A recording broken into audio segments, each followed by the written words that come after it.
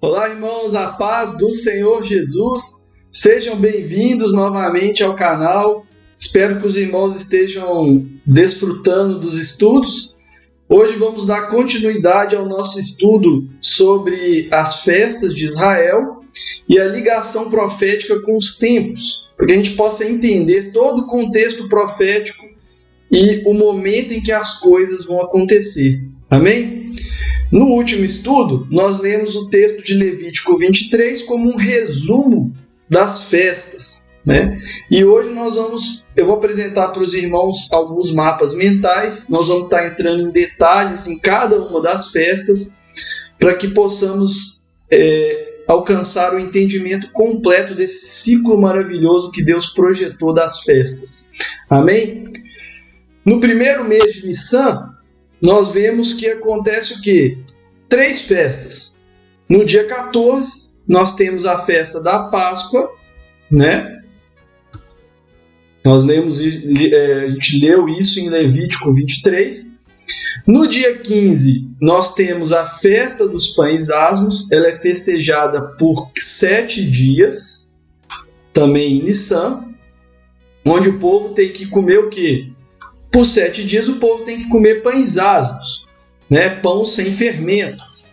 No primeiro domingo, a Páscoa, acontece a festa das primícias. Sempre é o primeiro domingo após a Páscoa. Nesse dia, tinha que ofertar a Deus um pão sem fermento, né? Mostrando que Cristo, ele era esse pão sem fermento. Ele morreu na Páscoa e ressuscitou na primícia, sendo feito o primeiro fruto a Deus. Agora, esse pão sem fermento, ele era dado como oferta para quê? Para que o povo pudesse ser aceito. Porque o povo não poderia ser aceito por Deus, já que o povo ele era um povo pecaminoso, com pecado. Então precisava do pão sem fermento, que é Cristo, a própria palavra de Deus pura, para que o povo pudesse ser aceito. E a aceitação começaria a partir do dia 50 após essa festa das primícias. Então passaria as primícias, iria se contar 7 semanas, né, 49 dias, e ao dia 50 aconteceria a festa da cega, o Shavuot, ou Pentecostes, como é mais popularizado dentro do povo cristão. Nesse dia 50, o que o povo tinha que fazer? Oferecer a Deus 2 pães, só que dessa vez com fermento, né? Cristo não tem fermento, Cristo é a própria palavra de Deus, né? O Filho do Senhor, palavra pura, né? O sacerdote eterno segundo a ordem de Melquisedeque. Então ele não tem fermento. Esse fermento aqui aponta para o povo de Deus, que estava sendo aceito por causa do pão sem fermento. Passa-se bastante tempo e aí nós vamos chegar onde? No 7º mês, mês de Tishri. No 7º mês. Onde no 7º mês nós teríamos mais 3 festas. Então nós temos no dia 1º desse mês a festa das trombetas. Então, a festa das trombetas era a santa convocação do povo de Israel, onde eles tinham que fazer uma preparação para o dia mais importante do ano para o povo de Israel, que era o dia chamado de Dia da Expiação, né? Em hebraico, a festa de Yom Kippur. Essa festa acontecia em que dia? Acontecia no dia 10. Então, nesse dia 10, era o dia em que o sumo sacerdote entrava no Santo dos Santos uma única vez ao ano para ungir o Santo dos Santos, com o sangue, né? Passando o sangue sobre o propiciatório, aspergindo o sangue sobre o propiciatório. Então, isso era feito apenas uma única vez ao ano. Embora tinha sacrifícios ao longo das outras festas, essa é a tipologia de que o sacrifício de Cristo ele é único. ele de uma vez por todas, ele rasgou o véu e entrou no Santo dos Santos, né? Se assentando à destra de Deus, né? E se fazendo como sumo sacerdote. Então ele se assentou à destra de Deus, se tornando sumo sacerdote segundo a ordem de Melquisedeque. Então não é um sacerdote segundo a ordem de Arão, porque é um sacerdócio eterno. Foi um sacrifício único. Cristo entrou no Santo dos Santos.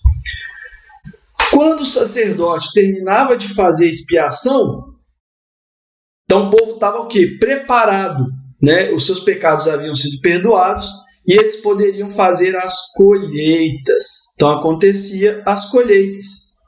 As colheitas aconteciam depois desse ciclo ser feito. Então acontecia a colheita.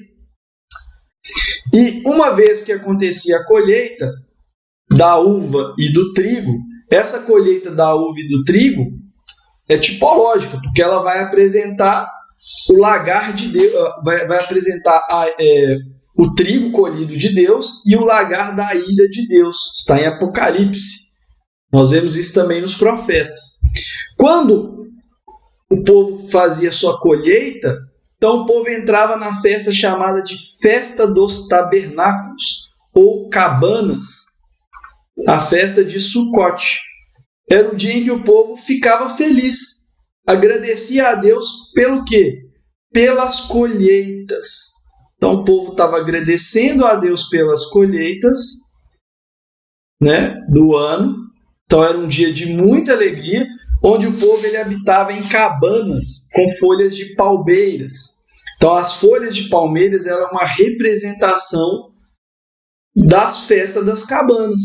Então sempre que Deus fala de palmeiras na Bíblia, ele está apontando para a festa das cabanas, ou festa dos tabernáculos. Essa festa acontecia no dia 15 do 7º mês. E ela tinha duração de 7 dias. Por 7 dias o povo iria se alegrar a Deus. Iria se alegrar a Deus por 7 dias. Então, esses 7 dias de alegria aponta para o reino messiânico de Cristo, que vai ainda ser instaurado aqui na Terra, né? Como final de todo um ciclo, Cristo vai reinar pelas nações durante 1000 anos. Está em Apocalipse também. Porém, após esses 7 dias, que ele é uma representação da bodas do Cordeiro, então as festas de Deus, os casamentos em Israel no passado, né, eles tinham uma duração de 7 dias. A gente vê isso com Sansão, a gente vê isso com Isaac, então ele com Jacó celebrando por 7 dias, né, fazendo uma tipologia da bodas, do casamento. Então, nós vemos aqui uma festa de 7 dias, porém Deus ele ainda prevê um 8º dia dessa festa. Isso aqui vai apontar para quê? Para o reino eterno. Depois dos 1000 anos, Satanás será solto novamente para tentar enganar as nações, e aí se abrirá o juízo eterno. Está em Apocalipse também, a partir do capítulo 17, 18, 19. Então nós vemos isso lá em Apocalipse. Amém? Tudo isso, ele é o que a Bíblia chama de tempo determinado. Então as festas elas representam um tempo determinado. Em hebraico, a palavra tempo determinado é moed ou moed. Vai depender da época de escrita. Então vai estar aparecendo às vezes moed, às vezes moed. Esse termo moed vai estar presente em toda a palavra de Deus. Você vai ver isso desde o início da criação. Quando Deus fez os luminares nos céus, a lua, as estrelas e o sol, ele virou e falou, olha, isso aqui vai ser para moed, para representar um tempo determinado.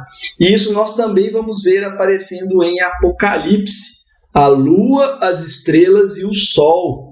Todas essas coisas fazendo uma tipologia de um tempo determinado. Tá?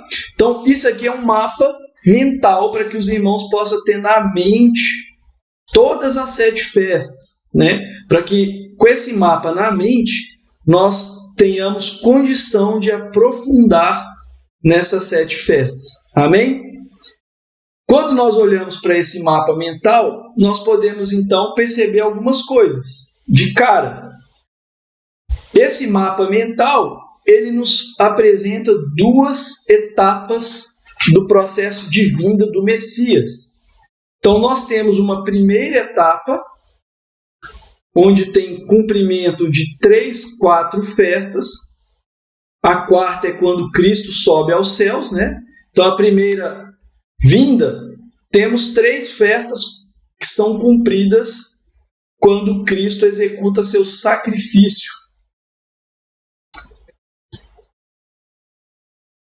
Então, ele é o Cordeiro Pascual, o Cordeiro de Deus que vem para tirar o pecado do mundo. Né? Isso está lá, João Batista vai dizer isso. Cordeiro de Deus que tira o pecado do mundo. Então, o Senhor, ele é o Cordeiro Pascal, ele é o pão. Então, por isso ele usa o símbolo de partir o pão. Ele é o pão sem fermento, que é dado por nós como aceitação a Deus. E ele é o vinho, que é dado também por nós como aceitação a Deus. Quando você vai ver nas primícias, é dado o pão sem fermento e o vinho. Então, Cristo, ele é o pão sem fermento e ele é o vinho dado por nós. Ele derramou o seu sangue. Então, o vinho tipificando o derramamento do seu sangue, a sua oferta voluntária a Deus como Cordeiro de Deus.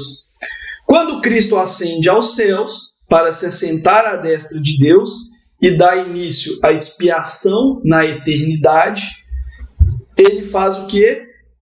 Ele dá ao povo a aceitação.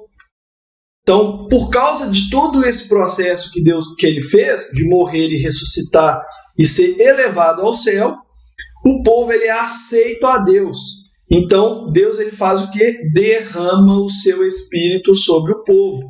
Mesmo nós não merecendo, porque nós não merecemos. A palavra fala que todos pecaram e destituídos estão da glória de Deus. Então, não merecíamos, mas por causa do Messias, Deus nos aceitou. Isso é lindo, isso é tremendo. E quando ele faz isso, nós recebemos o Espírito Santo.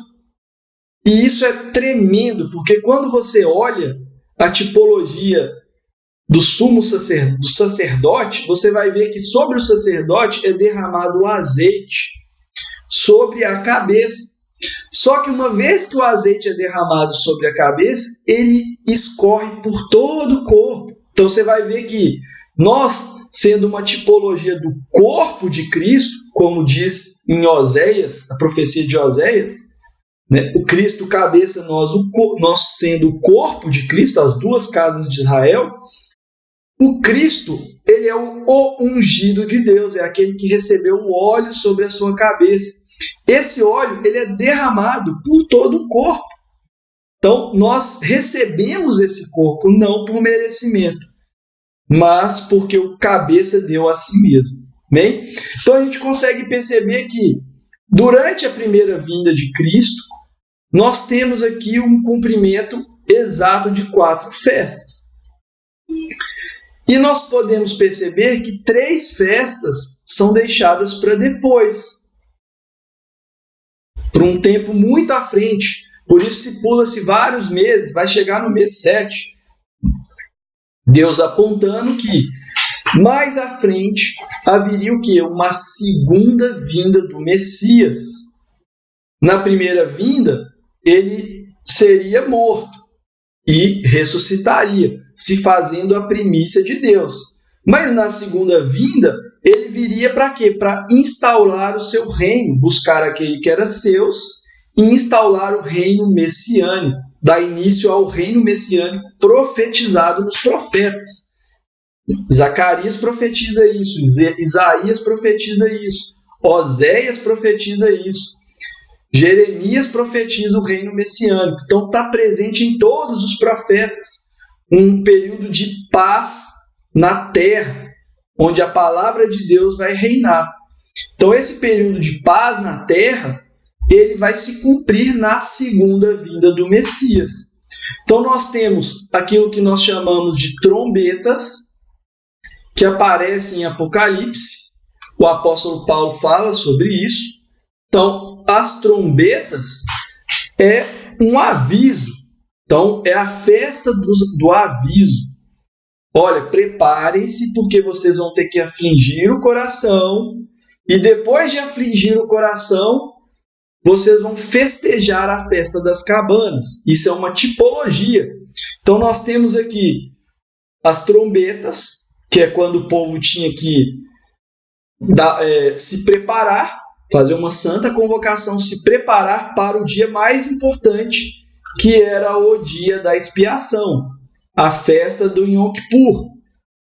Porque quem não afligisse a sua alma nesse dia, como diz Levítico 23, seria extirpado do povo. Então era o dia que o povo tinha que pedir muito perdão a Deus, reconhecer os seus pecados. E aquele que confiasse em Deus e entendesse todas essas coisas seria salvo. Então isso aqui vai falar para a gente desse tempo final. Nós temos trombetas e dia da expiação. Isso aqui, esse período, vai estar falando do período em que Cristo ele vem, desce para fazer o quê? Instaurar o reino do Messias, o reino messiânico. Então, a festa dos tabernáculos, o reino messiânico. Agora, dentro dessa segunda vinda, fica muita dúvida, porque muitas pessoas vão dizer, Cristo vem na festa das trombetas. Outros não sabem entender muito bem. Cristo vem na primeira trombeta, na quarta trombeta, na sétima trombeta. Onde que Cristo vem? Então, essas coisas trazem uma certa confusão à mente do crente. Mas se nós analisarmos a palavra com um pouquinho de detalhes, nós vamos entender a profecia de forma muito profunda e vai ficar claro quando que Cristo vem.